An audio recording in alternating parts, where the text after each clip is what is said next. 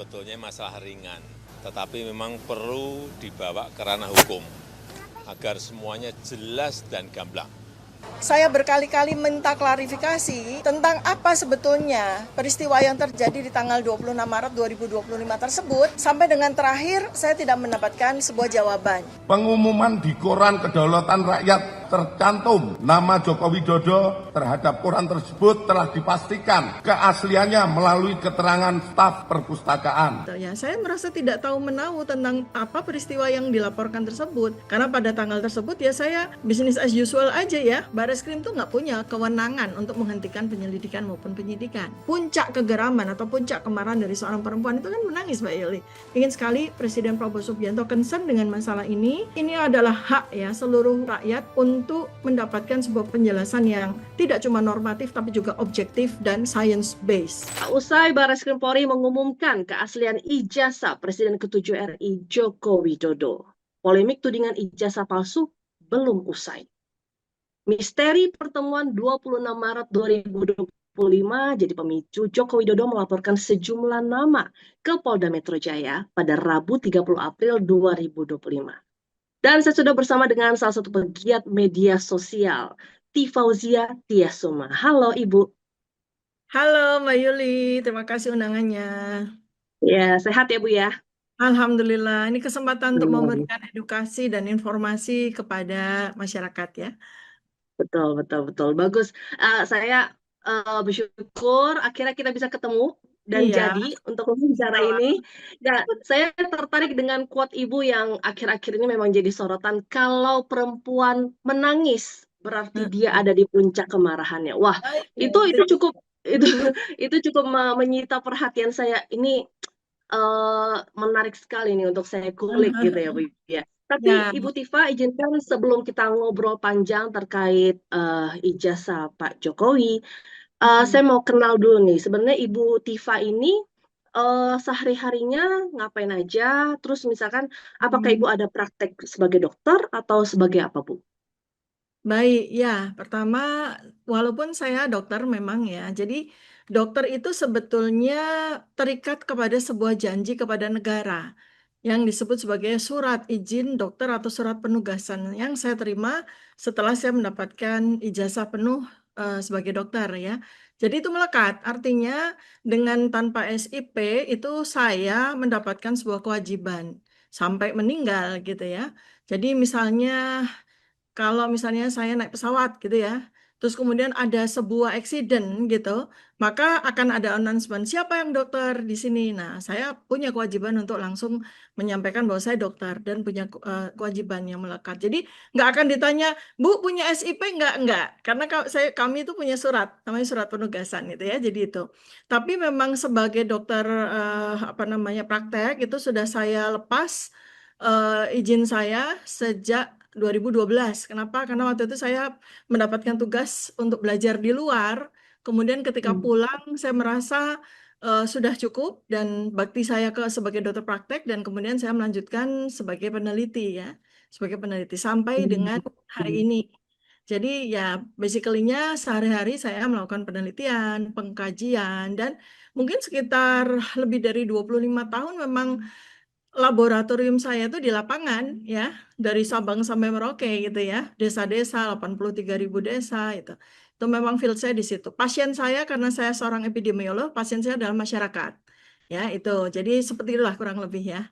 Kemudian lebih dari seorang epidemiolog, saya juga menekuni bidang behavior ya, bidang behavior. Karena itu kan ketika kemudian terjadi sebuah polemik yang kurang lebih sekitar 9 tahun ya, sejak 2016, ketika seseorang jurnalis senior bernama Pak Bambang Tri itu diperkarakan. Nah, itu kan mengusik ya rasa rasa apa namanya rasa ingin mendapatkan jawaban atas pertanyaan mengenai ijazah tersebut yang nggak selesai-selesai juga sampai dengan hari ini. Jadi artinya itulah yang membuat kemudian ya sebagai perempuan ya saya sangat marah gitu ya, frustrasi sebetulnya. Kenapa sih sesuatu yang penyelesaiannya itu sebetulnya sangat sederhana, sebagaimana dulu Presiden Barack Obama dipertanyakan soal soal akte kelahiran, udah beliau selesai aja. Ini loh akte kelahiran saya. Nah, kenapa dalam hal ini beliau ini mantan presiden Pak Joko Widodo kenapa tidak melakukan hal yang sama? Kalau seandainya memang betul beliau punya ijazah asli, sederhana kan? Nggak perlu harus mengorbankan orang untuk dipenjarakan, dan apalagi sekarang juga kabarnya, walaupun saya juga belum tahu yang dilaporkan sama beliau itu siapa, juga kan belum jelas juga sampai dengan hari ini. Desas-desus saja kan, karena sampai dengan Iya, hari ini belum ada deklarasi siapa yang dilaporkan sama beliau. Gitu, Mbak oke. Yuli. Nah, ini Hmm. kan saya juga cukup memantau ya sosial media Ibu Tifa, baik dari di X juga banyak lah ya Bu. Ibaratnya nih Ibu Tifa ketika pertama kali diperiksa, dipanggil di kepolisian untuk memberikan keterangan, itu kan langsung tuh semua publik kayaknya mata tertuju pada Ibu Tifa nih. Nah, Ibu Tifa ini sejak 22 Mei 2025 ini kan Dirtipidum Baris Kempori, Brigjen Juhandani Raharjo itu kan sudah Ya. mengumumkan menghentikan penyelidikan terhadap dugaan ijazah palsu Pak Jokowi. Nah, bagaimana nih Ibu menanggapi hal ini? Ya, saya klarifikasi dulu. Jadi, saya memang menerima undangan dari Polda Metro Jaya. Undangan itu adalah klarifikasi, gitu ya. Nah, saya memenuhi karena saya adalah ya warga negara yang berusaha untuk sebaik mungkin, ya. Jadi saya Nah, penuhi dan tetapi di situ memang ada 3 hal yang buat saya sampai dengan hari ini juga belum clear. Karena di dalam surat itu ada 3 komponen yang seharusnya ya, saya sebagai orang yang menerima undangan klarifikasi harusnya jelas. Pertama, ada seorang pelapor ya, karena peristiwa di Jakarta Selatan tanggal 26 Maret 2025 beliau merasa begini-begini sehingga ada pasal-pasal kepada terlapor. Nah, 3 hal ini terpenuhi, satu hal yaitu pelapornya jelas Insinyur Haji Joko Widodo. Kemudian ketika saya tanya kepada penyidik, siapa yang dilaporkan? Nah, tidak mau menjawab.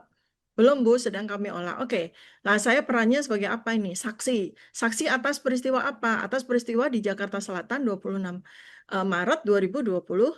Lah, saya sebagai saksi kan harusnya hadir dong dan di dalam peristiwa tersebut kan namanya juga jadi saksi gitu ya. Saya merasa tidak tahu menahu tentang apa peristiwa yang dilaporkan tersebut. Karena pada tanggal tersebut ya saya bisnis as usual aja ya, bekerja sehari-hari, merawat keluarga, anak-anak dan sebagainya. Nggak ada sebuah peristiwa spesifik yang membuat saya harus memberikan persaksian saya gitu ya. Apalagi persaksian itu terhadap orang-orang yang sampai selesai pemeriksaan, sampai selesai klarifikasi itu nggak disebut juga nama-namanya gitu ya. Sampai dengan hari ini itu ya, itu dari sisi klarifikasi saya. Kemudian Bareskrim. Sebenarnya gini loh, kita semua itu, saya ya terkhusus, merasa sebetulnya ingin sekali mendapatkan sebuah kejelasan. Jadi tanggal 22 Mei 2025 itu, wah harapan saya luar biasa. Akhirnya gitu ya, saya dan 280 juta rakyat Indonesia itu akhirnya bisa menyaksikan ijazah asli Pak Joko Widodo gitu ya.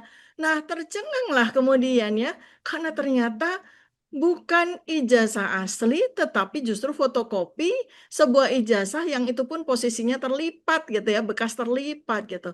Wah, surprise sekali gitu loh. Kok bisa begitu? Kemudian yang dinyatakan sebagai ijazah asli itu hanya tersembul. Mungkin Komnas kan punya juga tuh kan rekornya ya. Hanya tersembul di pojokan gitu kan tanpa terlihat dengan jelas apakah betul itu adalah sebuah ijazah atau tidak gitu.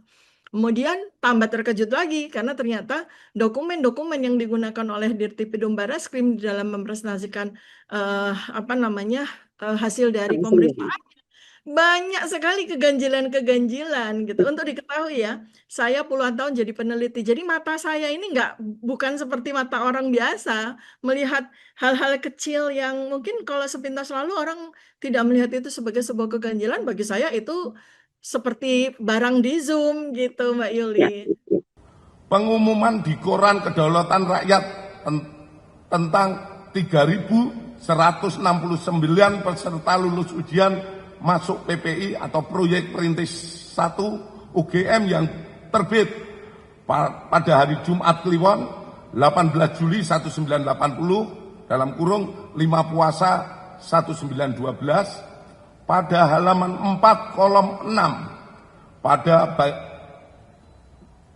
pada bagian UGM Fakultas Kehutanan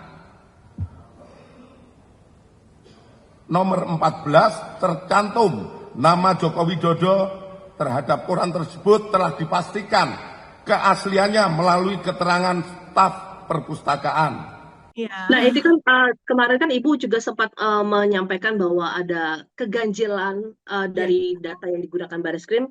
Kemudian Ya. Ibu membeberkan beberapa poin-poin terkait menuding bahwa Bareskrim menduga Bareskrim menggunakan data palsu.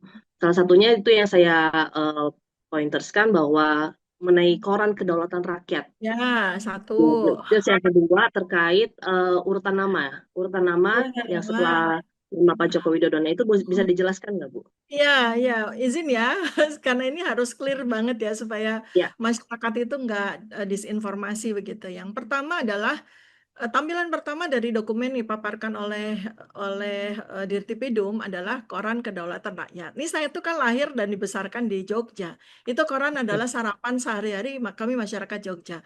Artinya in detail itu kami sangat ngerti.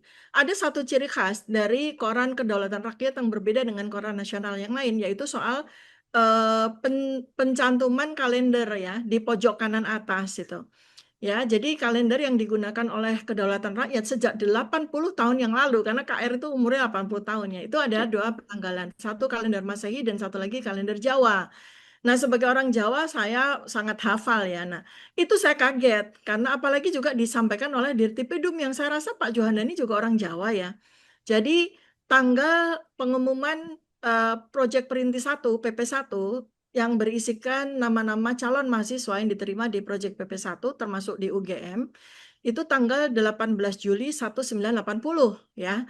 Nah, dalam tanda kurung ya setelahnya itu penanggalan Jawanya itu seharusnya itu 5 Pasa atau 5 Poso tahunnya 1912. Tapi ternyata di Koran Kedaulatan Rakyat itu tertulisnya bukan Pasa, bukan Poso, tapi puasa. Ya, puasa itu bahasa Indonesia. Kemudian Pak Dirtipidum juga menyebutnya dengan polos gitu ya. 5 puasa 1912. Wah, terkejut sekali saya gitu ya.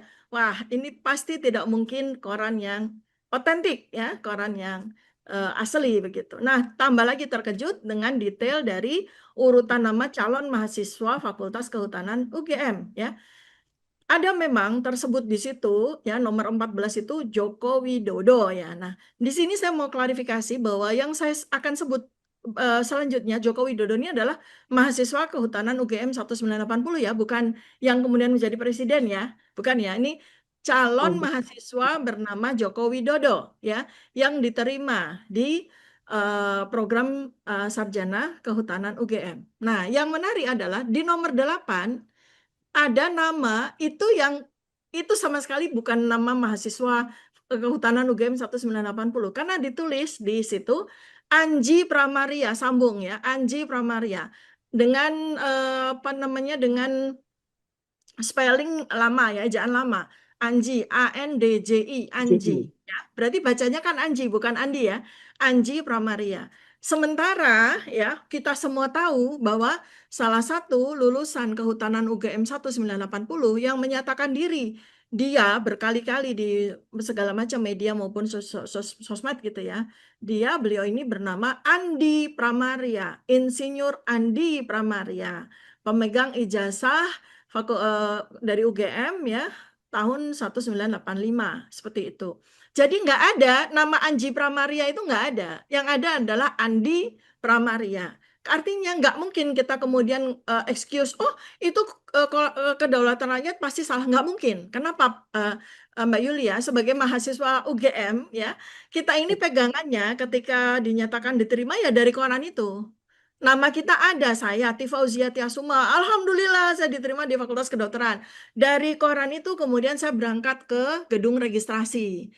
Ya, nah jadi nggak mungkin seorang Andi Pramaria akan mengklaim itu namanya Anji Pramaria, nggak mungkin. Pasti dia, oh berarti saya nggak diterima karena yang diterima adalah Anji Pramaria bukan Andi Pramaria.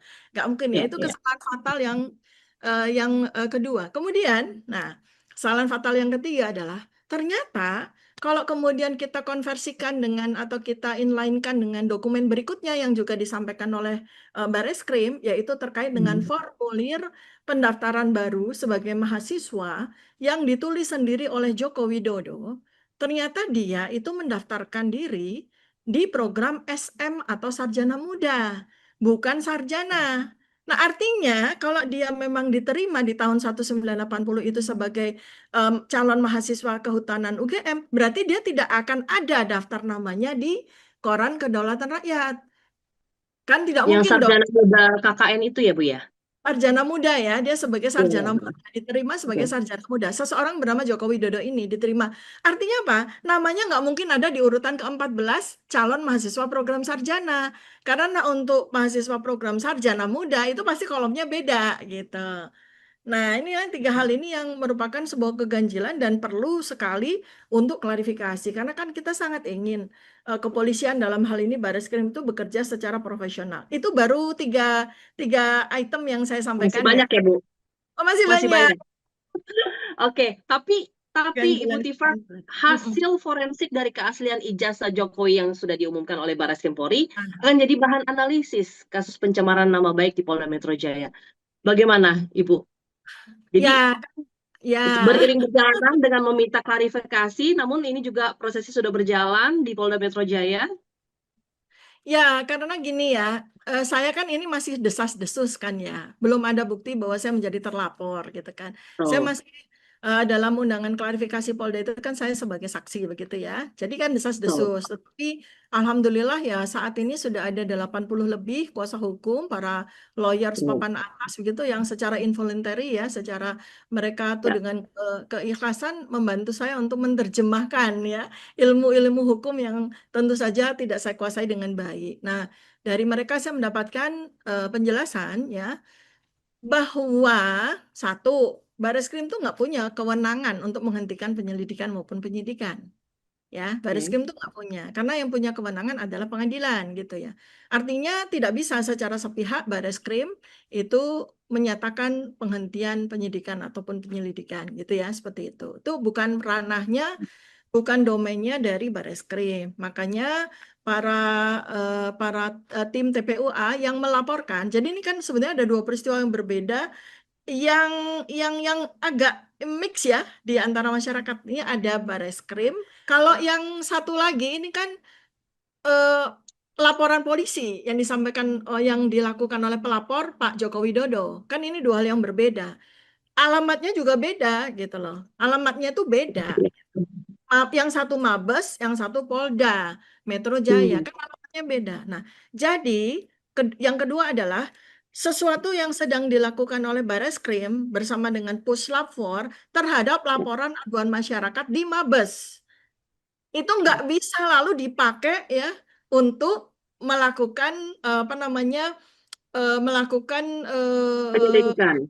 kerjaannya di Polda Metro Jaya. Jadi artinya Oke. Polda Metro Jaya itu akan melakukan penelitian, akan melakukan penyelidikan beserta kemungkinan juga dengan puslapor itu atas laporan ini dan itu harus dilakukan dari sejak nol. Satu, dua, tiga, kemudian diperlukan pada Berarti akhir. diulang lagi ya, Bu ya.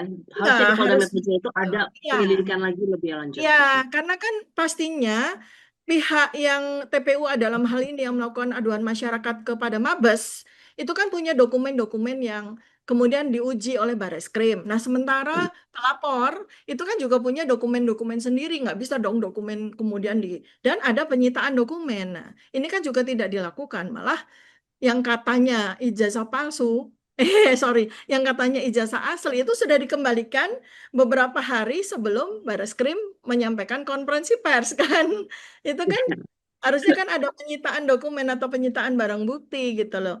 Jadi hal-hal Oke. yang seperti ini masyarakat itu ya sama seperti saya ya orang yang katakanlah tidak terlalu memahami atau cukup awam dalam hal hukum ya perlu ada orang-orang pakar-pakar yang memberikan penjelasan kepada saya. Jadi confirm sebetulnya itu kan sama dengan hari-hari di mana saya menjadi peneliti kan. Segala sesuatu itu harus ada apa Diuji. metodologi proses dan iya Iya, tata laksana betul. yang kebetulan sama sih sebenarnya gitu. Jadi nggak bisa dong penelitian seseorang yang sedang dilakukan penelitian lalu tiba-tiba datanya diambil sama peneliti yang lain di apa di peristiwa yang berbeda itu nggak boleh kan. Karena Ya, betul, betul. ya tidak boleh gitu. Dan itulah yang kemudian diminta oleh kami. Jadi sebetulnya proses di Polda itu belum apa-apa masih dalam klarifikasi Kemudian karena Mabes ini juga sedang berjalan ya, mereka butuh gelar perkara. Karena saksi-saksi itu juga dari pihak yang mengadu, yang menyampaikan aduan masyarakat dalam hal ini adalah TPUA yang dipimpin oleh Pak Egy Sujana dan kawan-kawan itu kan semuanya belum diminta kesaksiannya. Kemudian dokumen-dokumen yang mereka ini juga belum dilakukan pemeriksaan gitu ya. Artinya proses itu seharusnya berjalan dulu sampai sampai titik akhir ada sebuah final apa namanya conclusion, baru kemudian ke Polda. Polda baru jalan kalau memang perlu perlu jalan, kalau enggak ya sudah gitu kan. Oke, Ibu Tifa, kita ke pertanyaan selanjutnya bahwa saya juga kan melihat beberapa unggahan dari Ibu Tifa terkait di X. Pertama itu saya melihat ada unggahan berkali-kali Ibu terkait Pak Kasmujo. Nah, Pak Saya Kasmujo. kasihan sekali dengan Pak Kasmujo, sudah sepuh, sudah pensiun, dijadikan tameng persekongkolan. Disuruh menghafal sebuah cerita, anaknya pendiam, tapi pintar, IP-nya ada 2,5 sampai 3,5, sederhana, suka pulang ke Solo naik sepeda. Ini yang Ibu kutip dari omongannya Pak Kasmujo. Nah ini Ya. sebenarnya apa sih Bu yang menjadi kegelisahan Ibu Tifa terkait Pak Kasmujo? Iya, sebetulnya ada dua hal ya, terutama alma mater kebanggaan dan kecintaan saya Universitas Gadjah Mada gitu. Itu saya sedih sekali gitu ya, karena UGM harus terseret dalam sebuah hal yang sebetulnya tidak sepatutnya itu terjadi dan sampai dengan hari ini saya ngelihat UGM tuh struggle banget untuk apa ya untuk melakukan sesuatu yang buat saya itu malah menjadi jauh sekali dari ranah mulia dari sebuah alma mater, sebuah universitas gitu. Dan sebetulnya UGM juga tidak perlu harus merasa bertanggung jawab secara material ya. Kalau moral responsibility ya memang gitu ya. Tapi kalau secara material sebetulnya nggak usah harus melakukan itu. Termasuk terseretnya ya katakanlah Pak Kasmujo ini untuk menjadi sebuah objek legitimasi gitu ya, objek legitimasi. Nah, kita tahu ya dengan kasat mata kita sendiri, nggak usah harus pakai penelitian ini, ya, tetapi cukup untuk melihat beberapa video. Pertama, video yang terjadi di tahun 2017 pada acara reuni UGM, di mana waktu itu Pak Joko Widodo masih menjadi presiden. Nah, beliau berpidato dan kemudian menampilkan sosok seorang lelaki sepuh gitu yang diperkenalkan sebagai dosen pembimbing skripsi yang namanya Pak Insinyur Kasmujo. Jelas sekali kalau kita melihat video itu secara utuh, jelas sekali ya bahwa Pak Joko Widodo itu menyebutkan Insinyur Kasmujo ini sebagai pembimbing skripsinya yang galak sekali, yang bolak-balik bentak-bentak ya pada saat saya sedang melakukan apa namanya konsultasi untuk skripsi saya. Seperti jelas itu, pembimbing skripsi jelas ya. Nah, kemudian pada beberapa kali video yang lain juga yang Pak Kasmujo juga menyatakan sendiri ya dengan bangga beliau mengatakan sebagai pembeda dan sebagainya. Itu kan menurut saya pada waktu itu saya belum menduga terjadi peristiwa-peristiwa yang merupakan sebuah keganjilan-keganjilan berbagai dokumen pendukung selain ijazah itu sendiri termasuk skripsi. Nah, baru kemudian kan sekarang menjadi sangat viral ya ketika Dr. Rismon Syahnipar itu apa namanya meneliti tentang skripsi tersebut. Lalu kemudian kan jadinya kan akhirnya kita jadi tahu bahwa dosen pembimbing skripsi mahasiswa bernama Joko Widodo, saya bilang mahasiswa bernama Joko Widodo ya. Ini subjeknya itu pembimbing skripsinya ternyata Dr. Insinyur Ahmad Sumitro ya. Yang kalau seandainya memang skripsi itu terbit di tahun 1985, posisinya Pak Dr. Ahmad Sumitro itu belum profesor karena beliau itu baru menjadi profesor di bulan Maret kalau nggak salah tahun 1986 ya. Sementara skripsi itu terbit ya di apa namanya di bulan 14 November ya repositorinya itu tahun 1985 digunakan sebagai dokumen untuk melengkapi seseorang bernama Joko Widodo untuk mendaftar wisuda gitu ya wisuda gitu. Nah saya bilang seseorang bernama Joko Widodo karena ternyata kalau kita refer ke dokumen Bareskrim ya Joko Widodo ini sarjana muda, bukan sarjana, gitu ya. Ini makanya ini ada sebuah missing link lagi gara-gara Bareskrim, gitu ya. Karena beliau ini atau dialah Joko Widodo ini mendaftarkan diri sebagai mahasiswa baru angkatan 1980, tapi jelas-jelas menulis bahwa dia diterima di program sarjana muda. Dan pada waktu registrasi di tahun ajaran yang kedua, tahun kedua, kan dia diterima 1980 ya sebagai sarjana muda. Kan dia menulis sendiri SM. Tahun kedua 1981 1982 dia masih registrasi itu melingkari kolom sarjana muda. Artinya nih jangan-jangan ada dua Joko Widodo nih gitu ya. Joko Widodo yang sarjana muda gitu kan mengikuti sarjana muda dan ada Joko Widodo yang ya katanya membuat skripsi ya tahun 1985 dan kemudian ikut wisuda tahun 1985 gitu. Ini kan tidak nyambung. Apalagi kalau saya boleh lanjut nggak Mbak Yuli? Boleh, Lanjut. silakan Ibu. Ya. Jadi apalagi kalau kita lihat lagi dokumen berikutnya lagi dari yang disampaikan oleh Bareskrim ya terkait dengan transkrip nilai. Jelas sekali ya apa namanya transkrip nilai itu dari mahasiswa yang bernama Joko Widodo yang mengikuti program sarjana muda ya. Transkrip nilai itu final judicium, jelas ditulis itu judicium, itu dengan SKS 122 SKS dengan IPK 205. Artinya memang betul itu judicium sarjana muda. Ya kan? Dengan SKS 122, dengan tahun 1983, artinya 3 tahun, berarti emang ini sarjana muda. 205, mestinya itu lulus, tapi lulus dengan sangat mepet ya, gitu. Nah, sekarang kemudian pada dokumen berikutnya, tiba-tiba Bareskrim menyampaikan ada lagi transkrip tulisannya sarjana, tidak jelas nama siapa, tapi ada nomor mahasiswa 1681 KT. Kalau 1681 KT itu memang miliknya dari mahasiswa bernama Joko Widodo. Masalahnya adalah ini ada keganjilan di situ. Keganjilan lagi adalah pada dokumen yang lain lagi dalam bentuk foto-foto juga itu mahasiswa bernama Joko Widodo ini mengikuti program KKN ya di tahun 1983. Nah, sementara kalau dia memang mengikuti program sarjana muda, maka peserta mahasiswa sarjana muda tidak ada kewajiban untuk KKN. Ya, tidak ada Ya, kewajiban KKN di semester 6 di selesai itu nggak ada kewajiban KKN gitu. Jadi ini kan menjadi sangat membingungkan gitu. Apakah ada dua Joko Widodo, yang satu mengikuti program sarjana muda, yang satu mengikuti program sarjana gitu. Dan itu nggak masuk akal sama sekali ketika Joko Widodo yang mengikuti sarjana muda ini ternyata dia KKN 1983 di akhir semester 6 program sarjana mudanya gitu. Lalu ada transkrip lagi program sarjana di situ tertulis 88 SKS dengan IPK 3,05 ya kan. Nah, kalau seandainya nih kita berhipotesis ya, kalau seandainya ya. Joko Widodo ini pertama dia diterima 1980 itu sebagai sarjana muda, kemudian dia lanjut di program sarjana, maka kan ada akumulasi SKS. Satu di sarjana muda dia 122 SKS, di sarjana dia 88 SKS. Totalnya 210 SKS. Mana ada sarjana harus menempuh 210 SKS karena menurut peraturan Kementerian Pendidikan dan Kebudayaan seorang sarjana itu hanya menempuh 140 sampai 150 SKS. Jadi mana ada gitu. Sarjana harus ditempuh sebanyak 210. Ini belum detail lagi ya. Udah itu aja dulu deh. Betul. Oke, Ibu Tifa, apakah dengan Pak Jokowi menunjukkan ijazahnya begitu saja dan Anda puas dengan rekan-rekan selesai, atau memang seperti yang Anda unggah di X itu, saya dilaporkan, bagus, saya mau tagih janji Pak Jokowi yang sesumbarnya, hanya memperlihatkan ijazahnya di depan pengadilan. Ini gimana nih, Bu? Dua hal ya jawaban saya. Satu, lah kan sudah ada pengadilan di Solo berkali-kali.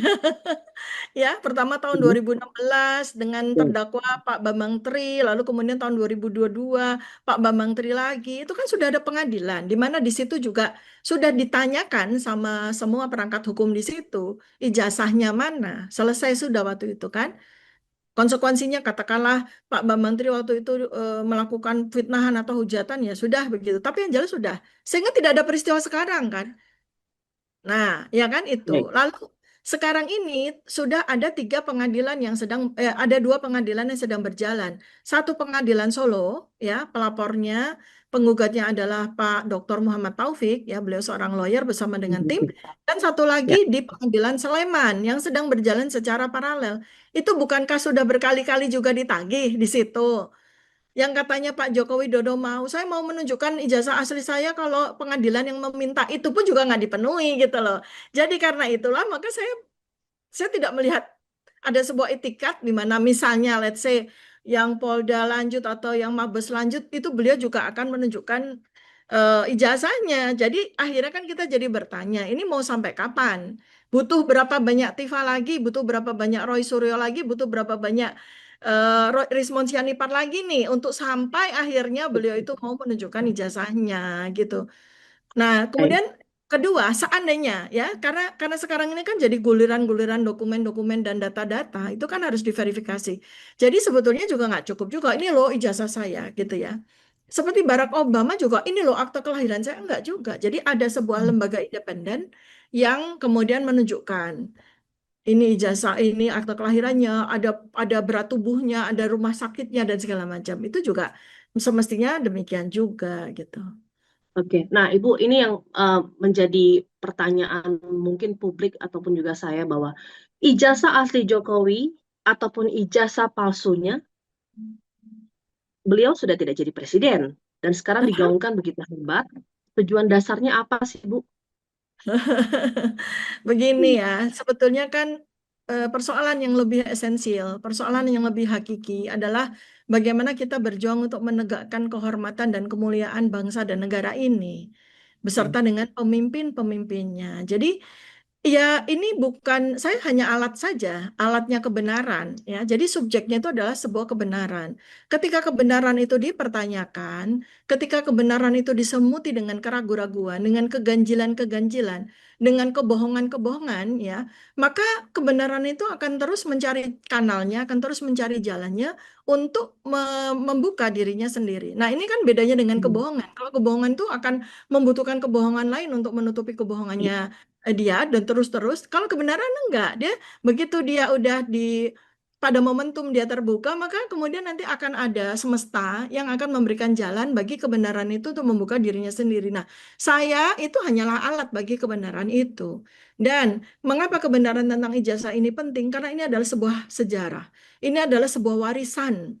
Bagaimana kita bisa membiarkan negara ini memberikan warisan, memberikan legacy, memberikan catatan kelam atas eh, apa namanya pertanyaan tentang ijazah dari seorang pemimpin yang tidak jelas juga bahkan setelah beliau tidak menjabat gitu.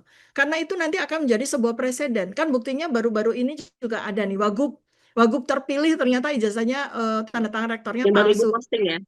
Ya, makanya nah, apakah kita nanti akan menjumpai lagi presiden ke-12 ya dengan ijazah yang dipertanyakan, presiden ke-23 dengan ijazah yang dipertanyakan, kan kita nggak mau itu terjadi. Jadi biarkan kebenaran ini membuka jalannya sendiri, saya hanyalah salah satu alatnya saja gitu. Kita ikutin saja sampai kebenaran itu menemukan panggungnya untuk membuka dirinya. Adakah bersedia bersaksi di bawah Al-Quran bahwa tuduhan Anda saya menerima dana besar itu benar atau tidak? Saya berani bersumpah di bawah Al-Quran bahwa itu tidak benar sama sekali. Itu bohong, Bang Abalin. Oke, Bang Abalin, responnya gimana tuh? Nanti putar ulang semua podcastnya, kemudian dengar baik-baik, pakai hati, pakai pikiran dengan teduh, bahwa proses tuduhan terhadap Jokowi 10 tahun dengan ijazah palsu itu, berapa biaya yang digunakan? Itu dana besar kan, Mas? Karena itulah ada data begitu. ke saya, Begini, Bang. dengar dulu, dengar. Ini hari Tadi yang Mas suci Roy loh, Bang Abalin. Mas Roy ngomong, saya dengar, jadi kalau saya Siap. dengar, saya ngomong, Anda dengar. Siap. Karena itu saya bilang, hanya urusan ijazah palsu 10 tahun, berapa biayanya itu? Banyak kan? Karena itulah yang saya bilang supaya, saya pikir nanti Kompas buat satu forum khusus, kita ngomong tentang materi ini ya, Ya. biar kita perjelas satu persatu. Kita tunggu bawa Al-Quran, Bang Abalin. Nah ini kan sebenarnya tudingan dari mantan tenaga ahli KSP Ali Mokhtar Ngabalin kan memang ditujukan kepada Bang Roy Suryo. Tapi saya mau minta pendapat dari Ibu Tifa sendiri mengenai katanya ada dana besar di balik kasus tudingan ijazah palsu Pak Jokowi. Nah ini gimana nih Bu? Ya kalau sahabat saya Mas Roy Suryo kan sudah sampai menantang ya, itu karena itu adalah sebuah fitnah yang sangat keji ya. Kepada kami orang-orang kecil, orang-orang yang biasa-biasa saja, tidak punya jabatan apapun, tidak punya harta yang Saya ini ibu ya, ibu peneliti yang dengan susah payah membesarkan ketiga anak saya ya, dengan susah payah menyekolahkan mereka dengan darah dan keringat, tiba-tiba dituduh gitu ya, dituduh terlibat dalam sebuah bohir apa itu tuduhan yang sangat keji ya, tuduhan yang sangat kejam. Anda mau tegaskan bahwa tidak ada penyokong dana di balik ini Ya, semua gini gitu Ibu aja. ya. Ayo gini, sekarang kita buka-bukaan ini rekening deh. Rekeningnya Ngabalin sama rekening saya deh. Coba Waduh, waduh, waduh. 10 tahun. Saya mau tahu dari mana saja dia dapat Oke, duit. Kalau saya kan jelas dari kerja saya, dari coba saya mau tahu oke, rekeningnya siap, siap. Ngabalin dari mana saja. Oke, Ibu Tifa di salah satu wawancara TV, saya juga menyimak bahwa Ibu Tifa juga sempat mengatakan bahwa pernah mendukung Pak Jokowi sebagai presiden. Iya, iya, iya, iya. Apa jejak saya itu kan nggak pernah ngapus-ngapus ya, kecuali kalau misalnya Ya, apa ya ngapus-ngapus postingan saya gitu ya. Kecuali kalau ternyata saya terlalu kasar atau saya apa, pokoknya saya merasa tidak oke. pantas atau tidak bagus gitu, biasanya saya hapus. Tapi bukan karena saya takut atau apa gitu. Jadi jelas tahun 2014 itu ya ada dua surprise ya gitu. Untuk pertama kalinya ada calon presiden dari UGM, kan bangga dong saya sebagai alumnus UGM ya. Tentu saja kan ada sebuah kebanggaan primordial kan ya. Wah, Kak, pada akhirnya UGM punya calon presiden kan gitu ya. Kemudian tapi harus dipahami ya bahwa saya tidak mendukung sosok. Saya tidak pernah mendukung orang. Saya mendukung nilai. Nah, karena itu waktu itu saya mendukung beliau ini karena nilai kesederhanaan, nilai kebersahajaan, nilai dari orang biasa-biasa saja menjadi pejabat, dan itu kan sebuah nilai-nilai yang patut untuk saya dukung lah begitu. Tapi kan kemudian along the way-nya terkejut-terkejut gitu ya. Oke, Waduh gitu ya seperti itu. Tapi adalah betul bahwa faktanya saya mendukung pada saat pencalonan beliau di tahun 2014 gitu. baik, Ya, baik, baik. tapi ya kan saya seorang peneliti yang harus objektif. Tapi kemudian Ya, ketika data-data, datum-datum yang ada selama 10 tahun kok makin lama makin mengaburkan nilai-nilai yang katanya kebersahajaan, kesadaran dan sebagainya ya saya tidak lagi mendukung nilai yang dia anut kemudian kan gitu. baik. Uh, Ibu Tifa mengatakan bahwa kalau perempuan menangis berarti dia ada di puncak kemarahannya. Wah, terus Ibu juga ada katakan bahwa saya tidak takut di penjara. Bagaimana Ibu Oh, untuk konfirmasi terkait quote itu? sebenarnya gini ya, saya tuh sedih sekali ya dengan Pak Bambang Tri dan Gus Nur ya. Saya tuh sedih sekali dan itu bertahun-tahun saya memendam kesedihan tersebut dan kegeraman tentu saja. Kegeraman tentu Hmm. saja. Kok bisa gitu? Tega-teganya seorang pemimpin ya itu memenjarakan orang, tapi dia secara tidak adil itu juga tidak mau menunjukkan ijazah yang dipersoalkan oleh orang-orang tersebut. Kan sebegitu, katakanlah sebegitu kejamnya. Dan sekarang diulang lagi gitu. Dan ternyata desas-desusnya salah satu orang yang dia bidik akan dikriminalisasi seperti sekarang itu adalah saya, kan gitu ya.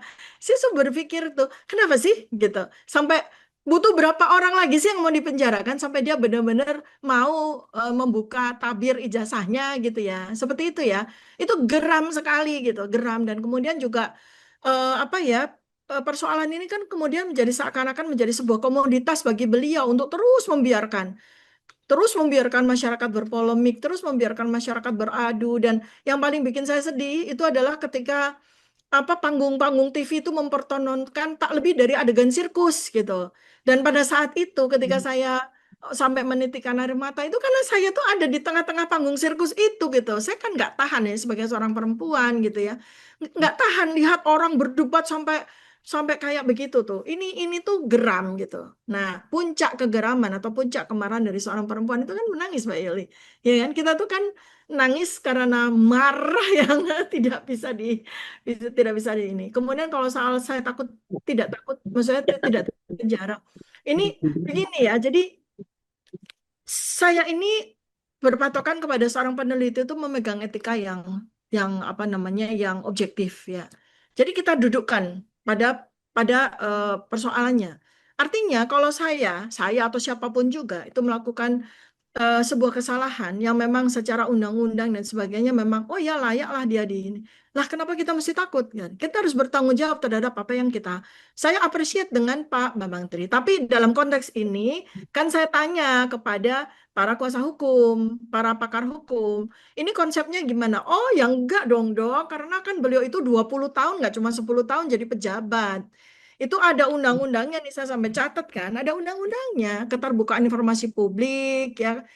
Kemudian undang-undang sampai kepada undang-undang internasional. Kita punya hak ya, legal standing saya itu sebagai warga negara itu sangat dilindungi oleh undang-undang dasar, sangat dilindungi oleh undang-undang keterbukaan informasi publik. Dan jangankan ijazah ya, seseorang yang kemudian menjadi pejabat publik, jangankan ijazah, dia beli cilok aja kita rakyat berhak untuk tanya kan gitu karena tertulis semua di LHKPN kan ya kan itu apalagi ijazah yang itu memang betul-betul menjadi domain publik gitu jadi ini nggak usah harus berlebar oh nanti ditanya SIM saya ditanya KTP ya tidak lah karena itu kan dokumen-dokumen yang sangat private gitu kan yang akan berpotensi untuk disalahgunakan sehingga itu memang masih tetap menjadi domain tapi kalau ijazah skripsi ya kan ya sesuatu dokumen yang dengan itu maka dia mendapatkan jabatannya itu nggak layak untuk kemudian oh ini nggak bisa saya terhina saya kemudian apa namanya terhina-hina atau apa ya apalah direndah-rendah enggak dong beliau lupa saat ini pun beliau masih sebagai pejabat publik gitu kan beliau lupa atau gimana gitu ya dia pejabat publik Apa itu yang Ibu Tifa harapkan dari pemerintahan Pak Prabowo terkait kasus ini? Presiden Prabowo itu semestinya concernnya dengan hal ini gitu ya. Jadi harusnya hadir ya, hadir untuk memberikan bagaimana seorang negarawan itu mesti berlaku gitu kan. Jadi jangan juga jadi apa ya? Jadi semacam eh, pernyataan-pernyataan atau sindiran-sindiran seperti itu tuh lah yang nggak perlu. Ya udah, kalau memang ada yang salah, ada yang keliru, karena dia tidak mau disclose, tidak mau menyampaikan, ya mohon agar buka aja kalau memang ada ijazah asli beliau gitu kan, ijazah asli beliau, buka aja. Saya mengharapkannya seperti itu. Kemudian juga harus intervensi juga, karena ini kan menyangkut kepada anak-anak bangsa ya, rakyat yang negara itu harus hadir untuk melindungi kan. Negara itu harus hadir untuk melindungi warga negaranya. Jadi ini sebuah katakanlah saya tidak menggunakan bahasa hukum ya, persengketaan atau apa adanya polemik antara warga negara, antara anak bangsa ini kalau memang tidak selesai, kemudian nanti akan ada jatuh korban gitu ya, orang-orang yang apa namanya tidak punya mens rea, tidak punya niat jahat, tapi kemudian dipenjarakan. Itu sebelum itu ya pemerintah harus intervensi.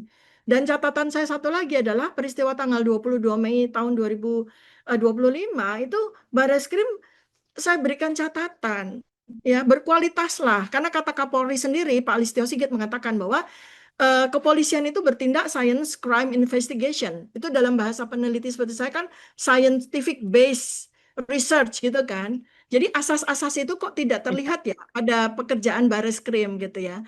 Seperti itu. Lalu kemudian juga tidak boleh secara sepihak melakukan penelitian karena penelitian itu hasil atau simpulannya tuh harus ditegakkan minimal dengan 3 lembaga independen atau 3 unsur independen. Ini kan baru puslapor, baru orangnya dia. Harusnya ada hadir lembaga independen, laboratorium independen, sehingga kita, seluruh rakyat itu mendapatkan sebuah simpulan yang objektif.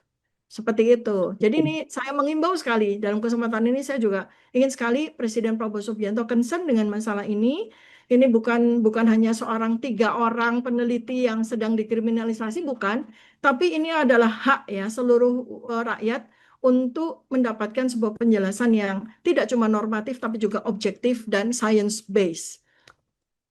Baik, Ibu Tifa, sejak ada kasus ini, apakah ada ancaman keselamatan atau di karir Anda, misalkan Ibu mendapatkan penyudutan atau seperti apa, Bu? Atau fine-fine aja selama ini? Iya, saya mesti sampaikan ya bahwa teror itu mengenai kami bertiga gitu ya. Jadi Pak Rismon sudah dapat jatah mobilnya dirusak berkali-kali. Kemudian Pak Dr. Roy Suryo juga sudah sampaikan bahwa ada serangan-serangan yang metafisikal sifatnya gitu kan ya. Terus kalau saya ya anak-anak kena juga coba, nggak cuma saya. Oh ya, WA, itu seperti apa, telepon-telepon Bu? yang gelap, Oke. caci Wow. maki di WA, caci maki di inbox, di DM, wah luar biasa saya dapatkan. Belum lagi dari postingan, komentar-komentar, ancaman-ancaman itu hampir 24 jam saya alami gitu. Dan itu kan harus ada penyelesaiannya ya. Jangan sampai warga negara, rakyat disiksa seperti ini gitu tanpa adanya kehadiran dari aparat hukum maupun negara di sini. Nah, kalau Berarti saya nanti, Bu. Oke, silakan, Ibu. ya artinya gini, tidak cuma ini kan sebagai bagian dari bagaimana saya mengadvokasi diri saya kan, termasuk saya ke Komnas HAM, mungkin juga rencana saya akan ke Komnas Perempuan supaya mereka juga hadir. Mereka kan dihadirkan menjadi pejabat kan Baik. juga ada pekerjaannya untuk melindungi dan mengadvokasi kita kan gitu. Jadi artinya ini adalah urusan negara, negara harus hadir ya. Baik.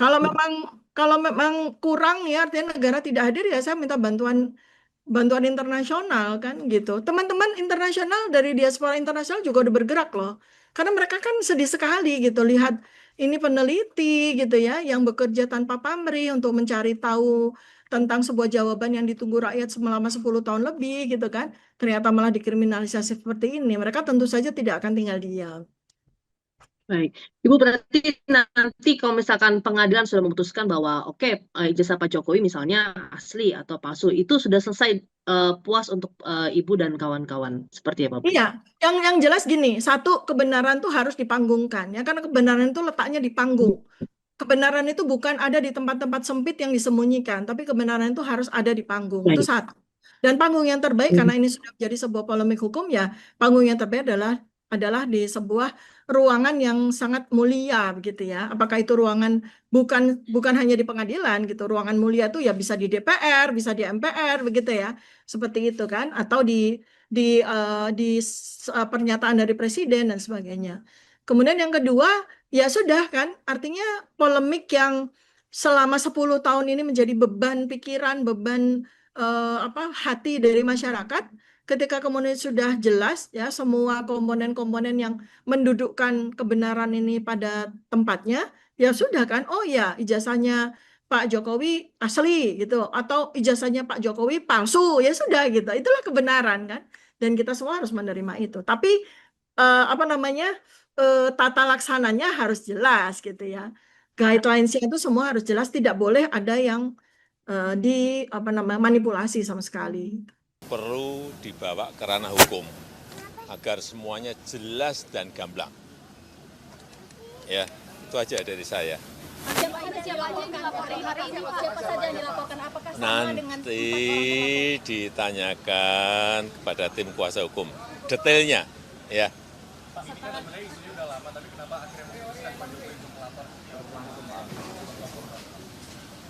Ya dulu kan masih menjabat. Saya pikir sudah selesai.